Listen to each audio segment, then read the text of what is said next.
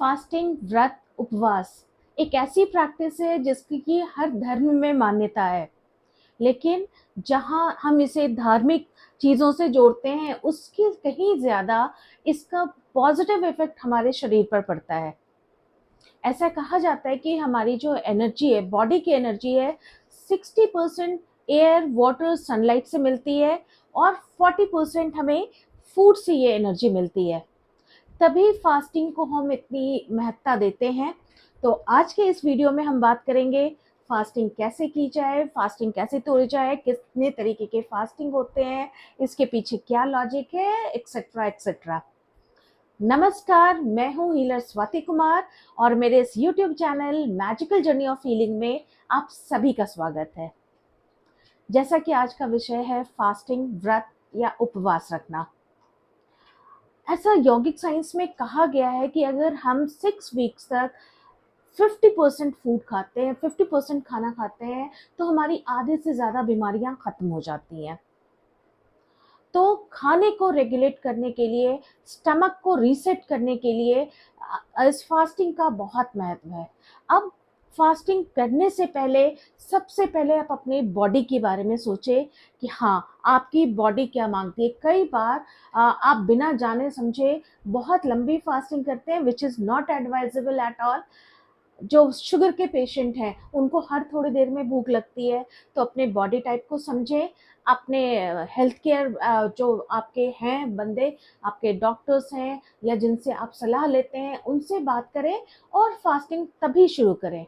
और फास्टिंग धीरे धीरे धीरे आप उसको बढ़ा सकते हैं, अगर आप उसको अपने फिजिकल बॉडी को फिट रखने के लिए कर रहे हैं तो सबसे पहले हम बात करते हैं इंटरमिटेंट फास्टिंग की।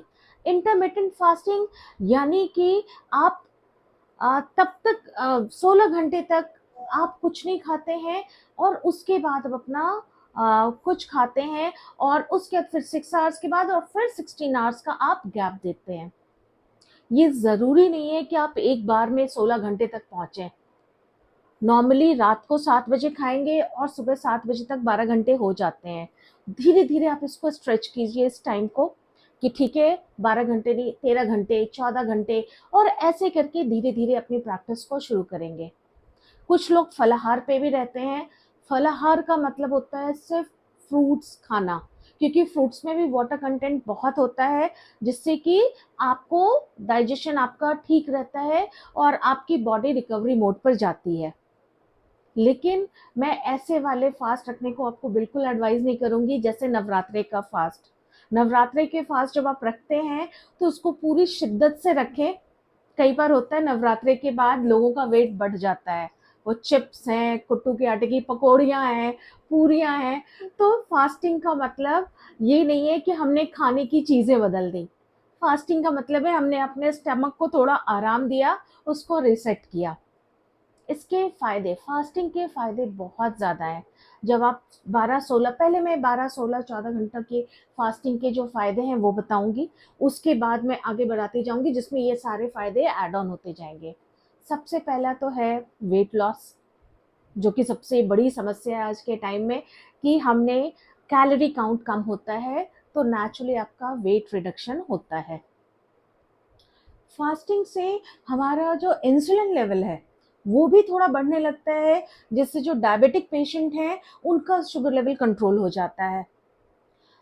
क्रोनिक जो इन्फ्लेमेशन होता है, जैसे कार्डियोवास्कुलर डिजीज हैं, कई बार अर्थराइटिस है या फिर कुछ सर्टेन टाइप ऑफ कैंसर्स, उसमें भी फास्टिंग से बहुत ज़्यादा हेल्प मिलती है।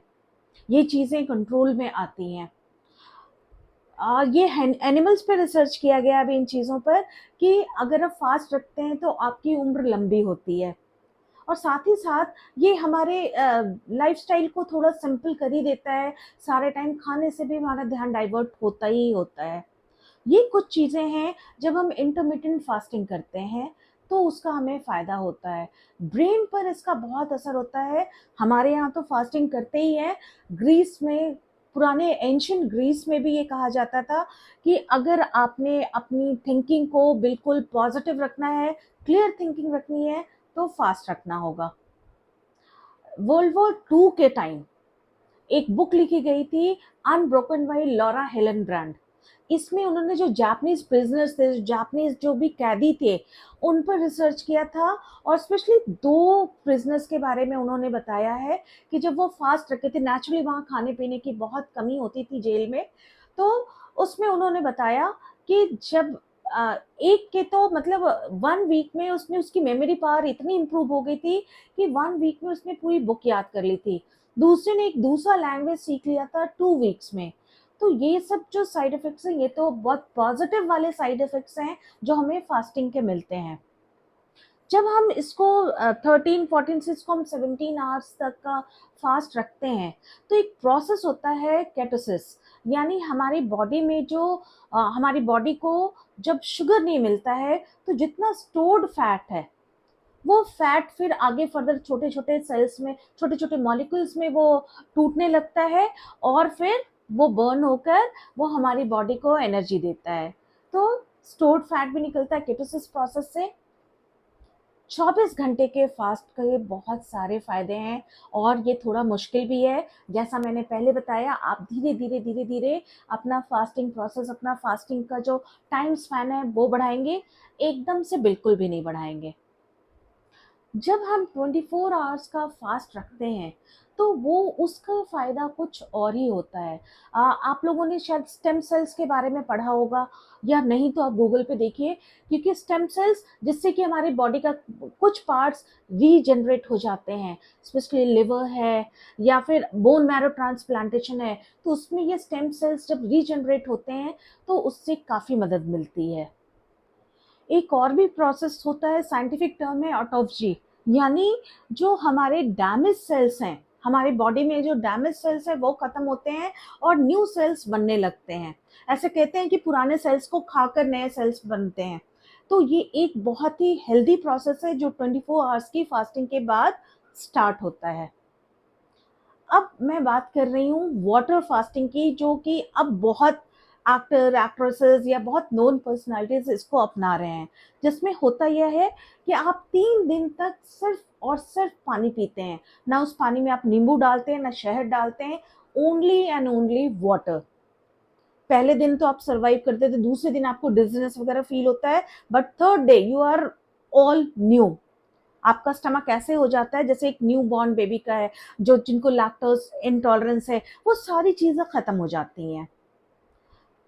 जब हम ये वाटर फास्टिंग करते हैं, तो इससे होता क्या है, इससे जो एक बहुत बड़ी चीज़ है, हमारी बॉडी में जो ग्रोथ हार्मोन्स हैं, वो बहुत ज़्यादा बनने लगते हैं।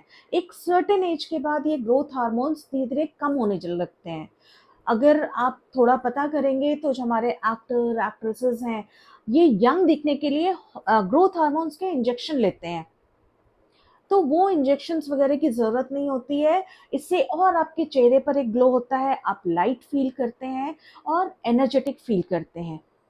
एक प्रोटीन है HSP70, जो कि आपके ब्रेन में होता है, वो प्रोटीन ज़्यादा बनने लगता है, जो कि आपको ओवर एक्टिव रखता है, ओवर चार्ज रखता है, और आपके स्किन को भी ग्लो करता रहता है, आपका स्किन इस वाटर फास्टिंग के बाद या नॉर्मल फास्टिंग के बाद भी, क्योंकि आपने अपना सारा पैटर्न चेंज कर लिया है। अब फास्ट को हम ब्रेक कैसे करें? ऐसा नहीं है कि भई 16 घंटे हो गए तो आपने फटाफट अब अच्छा सॉलिड खाना खा लिया, ऐसा नहीं है। सबसे पहले नींबू पानी से शुरुआत करें, थोड़ा-सा नींबू पानी पिएँ, आधे 1 घंटे के बाद थोड़ा-सा कुछ सैलेड लें, खीरा, टमाटर, और फिर धीरे-धीरे अपने खाने पर आएँ। एकदम से खाना नहीं खाएँ, नहीं तो आपका स्टमक अपसेट हो जाएगा। तो जैसे हम फास्ट धीरे-धीरे शुरू करते हैं, उसका ड्यूरेशन बढ़ाते हैं, महीने में अगर आपने 1-2 फास्ट भी रख गया, तो बस आपकी बॉडी सेट है। तो उम्मीद है आपको ये वीडियो पसंद आया होगा, और ये फास्टिंग को आप धीरे-धीरे थोड़ा बहुत करके ही सही अपनी लाइफ में अपनाने की ज़रूर कोशिश करेंगे। तो आज के लिए बस इतना ही। Please like, follow and subscribe my channel, और अगर आपकी कोई भी क्वेरी है, please do write me. Thank you, take care, good bye.